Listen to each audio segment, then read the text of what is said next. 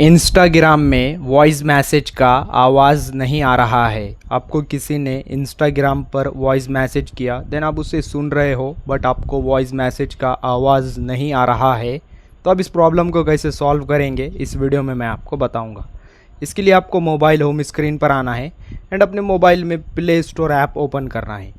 Then play store open होगा, फिर search option पर क्लिक करना है एंड यहाँ पर इंस्टाग्राम सर्च करना है। देन इंस्टाग्राम शो होगा, इस पर क्लिक करना है। क्लिक करने के बाद यहाँ पर अपडेट ऑप्शन शो होगा, तो आपको इंस्टाग्राम ऐप को अपडेट करना है।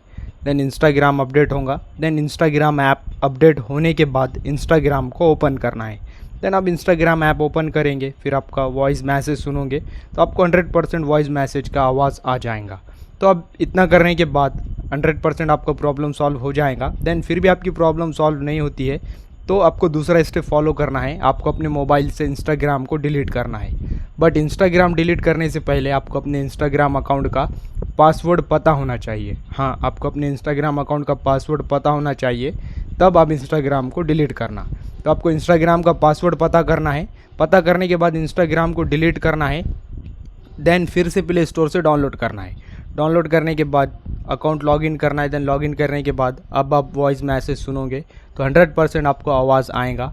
तो आप इस तरह से इस प्रॉब्लम को सॉल्व कर सकते हैं। वीडियो इन्फॉर्मेटिव लगा तो लाइक करना।